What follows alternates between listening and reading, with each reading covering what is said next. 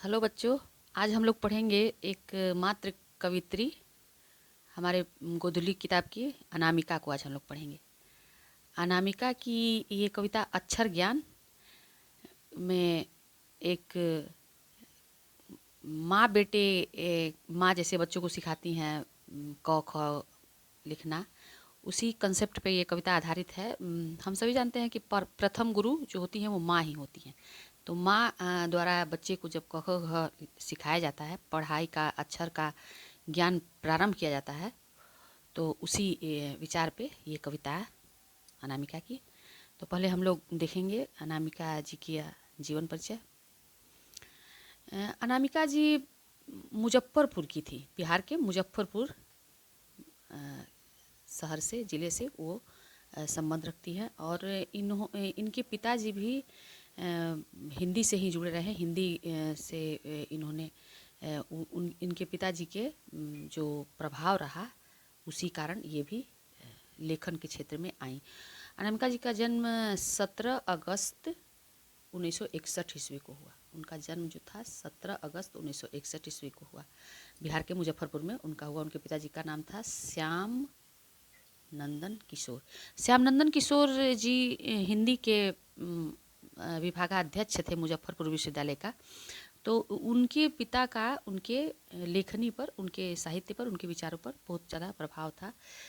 इसी कारण वो इस लेखन को उन्होंने अपनी रुचि लिया, उसमें लेखन कार्य आरंभ किया। आज वो संप्रति में वो सत्यवती कॉलेज, दिल्ली विश्वविद्यालय में एक सत्यवती कॉलेज है, जिसमें अंग्रेजी विभाग की प्राध्यापिका, मतलब अंग्रेजी विभाग में वो प्रोफेसर का काम करती हैं। और हिंदी अंग्रेजी दोनों में अनामिका जी का जो लेखन कार्य है वो हिंदी अंग्रेजी दोनों में होता है। उनकी जो प्रमुख रचनाएं हैं, काव्य संकलन पहले हम देखेंगे। काव्य संकलन उनके हैं गलत पते की चिट्ठी।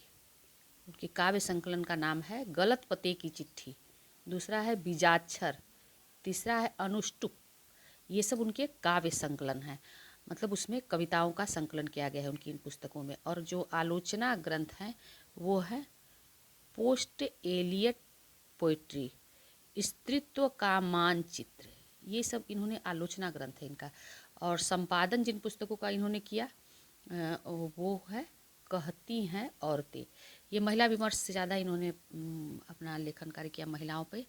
और इनको जो पुरस्कार मिले उसमें है राष्ट्रभाषा परिषद पुरस्कार, भारत भूषण अग्रवाल पुरस्कार, गिरजा कुमार माथुर पुरस्कार, ऋतुराज साहित्यकार सम्मान आदि इनको सम्मान प्राप्त हुए।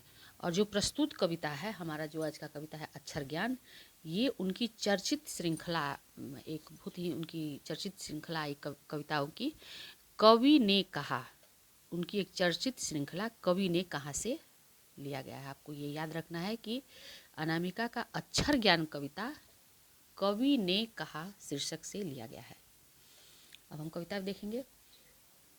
इसका जो कॉन्सेप्ट है कविता का वो है माँ जब जब बच्चे पढ़ाई स्टार्ट करते हैं तो चौक से इस स्लेट पे लिखते हैं। तो स्लेट का जो वो चारों तरफ से एक लकड़ी का बना होता था पहले, अब बाद में उसको प्लास्टिक से का ऐसा बना होता था। तो वो जो चारों तरफ से जो घिरा क्षेत्र होता था उसको चौखटे, यहाँ पर लेखिका ने कहा है चौखट, चारों तरफ से चौखट उसको कहा है। तो चौखटे में नहीं अटता बेटे का क। जब बच्चा लिखना शुरू करता है तो पूरे स्लेट में ही वो गोल बना देता है, डंडा बनाता है, फिर उसको उसका माथा बांधता है। इस तरह से उसको सिखाया जाता है गोल बनाना, फिर उसको क सिखाना। तो क यहाँ पर चित्रात्मक शैली में लेखिका ने इस बात को बताने का प्रयास किया। क से कबूतर, सारे बच्चों को यही सिखाया जाता है, क से कबूतर। और अक्षर ज्ञान का चित्रात्मक शैली में यहाँ पर वर्णन किया गया है। अक्षर जो है, अगर हम क कहते हैं तो कबूतर सामने आ जाता है, ख कहते हैं तो खरगोश सामने आ जाता है। तो अक्षर को एक चित्र के साथ, क का मतलब कबूतर, बच्चे को यही सिखाया जाता है और एक चित्र बच्चे के सामने आ जाता है। दूसरे शब्दों में जो क से बच्चे का कर्म पथ भी स्टार्ट होता है। क का मतलब जैसे पढ़ाई का प्रारंभ होता है क से, तो यहाँ पर लेखिका का ये भी मतलब है कि क से अब उसका कर्म पथ अब स्टार्ट हुआ, अब जीवन में उसका जो गति है वो अब पकड़ने लगेगी। अब उसका जो खेलने कूदने वाला वो तो समय रहेगा ही, लेकिन एक जिम्मेवारी और एक कर्म के का जो रास्ता है वो उस रास्ते पे बच्चे चलना शुरू कर देते हैं क के साथ ही। तो यहाँ दो अर्थों में है। कबूतर ही है ना, फुदक जाता है जरा सा, पंक्ति से उतर जाता है। तो पंक्ति में जैसे लिखना हम लोग सिखाते हैं, माथा बांधना सिखाते हैं, तो उसी बात को लेखक ने कहा है कि कबूतर नहीं, जैसे लोग कर्म पथ से भटक जाते हैं। बहुत तरह की बातें हैं, आलस्य है या कई तरह की देखा देखी भी लोग अपने कर्म पथ से अपने फ़ायदे के लिए अपने कर्म पथ से हट जाते हैं। उसी तरह जैसे बच्चे का कर्म पथ स्टार्ट होता है तो उस समय क जो है वो कबूतर ही है ना, फुदक जाता है और वो चौखटी से बाहर आ जाता है। चौखट जो उसका स्लेट का वो है वो उसके चौखट से वो बाहर आ जाता है, मतलब उसमें अटता नहीं है। उसके बाद दूसरा शब्द है, दूसरा वर्ण है ख। खरगोश, उसका खरगोश की खलिश बेचैनी में। तो ख से हम लोग बच्चों को सिखाते हैं खरगोश। तो ख की खलिश बेचैनी, खरगोश को हम लोग देखते हैं कि एकदम चंचल भागता हुआ दौड़ता हुआ एक झटके में कहाँ से कहाँ निकल जाता है खरगोश। तो इस सब इसीलिए लेखिका ने यहाँ पर खरगोश को बेचैन कहा है। वो चंचल है, इतना उसमें तत्परता है, इतना उसमें जिज्ञासा है कि वो एक जगह टिकता नहीं है, बस यहाँ से वहाँ भागता है। तो इसी को खलिश बेचैनी कहा है। लेखिका ने इसको खलिश बेचैनी, मतलब अपूर्व जिज्ञासा है उसमें, वो स्थिर नहीं है, चंचल है, बेचैन है। इसी को खलिश बेचैनी लेखिका ने यहाँ पर कहा है। तीसरा वर्ण है ग। गमले सा टूटता उसका ग। यहाँ पर गमला जो है कोमलता का प्रतीक है, वो नाजुक है, इसलिए वो ग जो है वो टूट जाता है। जब वो लिखने के क्रम में ग टूट जाता है। घड़े से लुढ़कता हुआ उसका घ। घड़े का आदमी कहता है कि घड़े में पेंदी नहीं होता है, इसलिए वो ऐसे अगर हम ज़मीन पर उसको बिना सपोर्ट के रखते हैं तो वो इधर उधर लुढ़क जाता है। उसी तरह उस बच्चे जब घ लिखते हैं तो घ भी उसका लुढ़क जाता है। ये सब चीज़ें उसके कर्म पथ से जोड़ के यहाँ पर इस कविता में देखना होगा। और अंग जो है, अंग पर आकर थमक जाता है बच्चा, मतलब वो रुक जाता है। अंगों के बारे में बच्चा अपना दिमाग लगाता है, मनोवैज्ञानिक उस पर एक आता है प्रभाव कि उसको नहीं सकता, उसको नहीं जचता है कि अंग को कैसे लिखे। अंग में तो वो अंग लिख देता है, लेकिन जो उसमें बिंदी लगाना है बीच में, इस बात को आपको देखना होगा कि अंग में जो ये बिंदी है यहाँ पे छोटा सा, तो अंग को सोचता है बच्चा कि अंग जो है ये माँ है, और उसमें जो लगा उसका बिंदी जो है वो गोदी में बैठा उसका बेटा है। तो माँ बेटे का कॉन्सेप्ट यहाँ पर बच्चे के दिमाग में आ जाता है कि अरे अंग जो है वो माँ के साथ गोदी में बैठा बच्चे का चित्र है। फिर माँ बेटे सधते नहीं उससे, और अंग को देख के वो उसको सूट नहीं करता, वो उसको उसमें कंफर्टेबल महसूस नहीं करता, उसको लगता है कि नहीं कुछ सही नहीं है। और इसी बात को लेकर ने इसको कहा है कि सधते नहीं उससे, उसको सहजता से नहीं लेता है। और उन्हें लिख लेने की अनवरत कोशिश में उसको जब वो सहज नहीं मानता है तो उसको बार बार लिखता है लेकिन गलत कर देता है।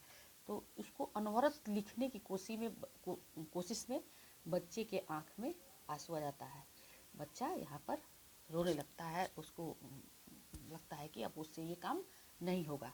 और जब वो उसके आँख में आंसू आ जाते हैं तो लेखिका ने यहाँ पर कहा है कि पहली विफलता पर छलके उसके आंसू ही शायद प्रथमाक्षर, यही प्रथम अक्षर ही सृष्टि के विकास की कथा है। और यहीं से जब वो पहली बार विफल होता है और रो देता है, और जब वो हार मान लेता है, मतलब कि वो उसका अब यहाँ से कर्म पथ पे संघर्ष स्टार्ट हो जाता है, और संघर्ष ही विकास को जन्म देता है। बिना संघर्ष के विकास संभव नहीं है, सफलता संभव नहीं है। लेखिका का इसका केंद्रीय भाव यही है कि बिना संघर्ष के, बिना परिश्रम के, बिना मेहनत किए इंसान का विकास नहीं हो सकता है, और सृष्टि का भी विकास नहीं हो सकता। इंसान या सृष्टि किसी का भी विकास नहीं हो सकता है बिना संघर्ष के, बिना परिश्रम के। इस कविता का केंद्रीय भाव यही है। और एक दूसरे वो में देखें तो हम सीखने के क्रम में ये जो 3 बातें यहाँ पर बताया गया है। पहले जो है यहाँ से यहाँ तक प्रवेश है, इसको हम लोग मान के चलेंगे कि प्रवेश है, और यहाँ से यहाँ तक बोध है, और फिर उसके बाद विकास। इसमें मानव का या बच्चे का या सृष्टि के विकास को दर्शाया गया है। तो इस कविता में 3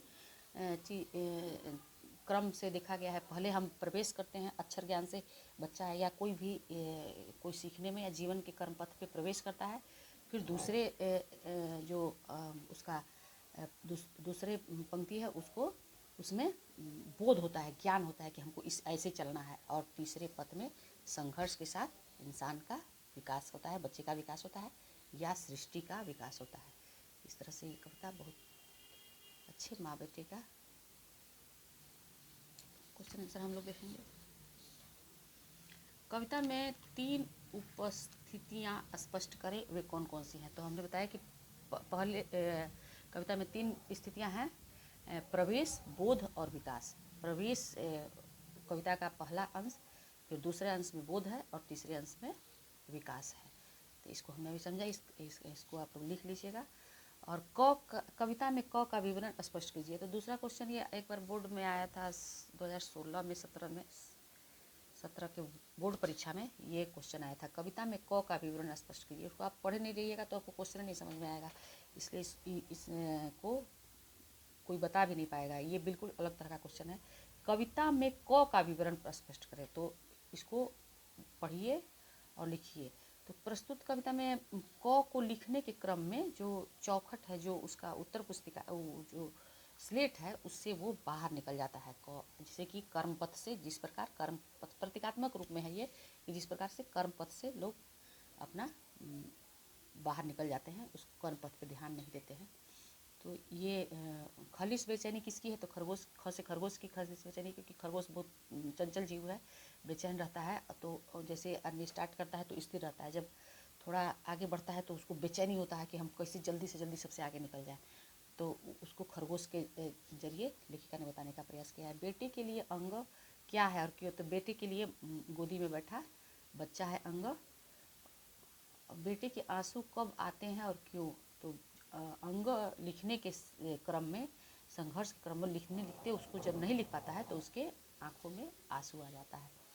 बच्चे के अंत में कविता के अंत में कवित्री शायद अव्यय का प्रयोग करती हैं, इसलिए कि इस पूरा कविता जो है एक चित्रात्मक शैली में है। कविता का विकास में जो ये संघर्ष दिखाया गया है, और शायद इसलिए लगाया है क्योंकि शायद इसी से विकास क्रम एक जोड़ के दिखाया है कि बच्चे का विकास, सृष्टि का विकास कैसे संभव है, संघर्ष से संभव है, मेहनत से संभव है। इसी बात को लेखिका ने दिखाया है। इसको आप लोग लिख लेंगे। व्याख्या, कविता किस तरह एक संतावना और आशा जगाती है, तो बच्चे के आंसू देखकर लेखिका एक संभावना करती है कि शायद आंसू से दुखी नहीं होना है, ये विकास की शुरुआत है। और व्याख्या आप लोग इसको लिखेंगे, वीडियो रोक के इसे बीच में दबाएंगे तो रुक जाएगा, रोक के इसको आप लोग व्याख्या लिख लेंगे। व्याकरण भी बहुत अच्छे से इसको इसमें दे दिया गया है कि आप लोग एक एक व्याकरण को चौखटे पर खड़ा है। भिन्नार्थक शब्द जो है इसको एकदम अलग अलग करके चौखट, चौखट, बेटा, बाट, ये सब एकदम लाइन बाय लाइन आप लोग उतार के इसको पढ़ेंगे। बोर्ड में ये सब आने वाला क्वेश्चन है।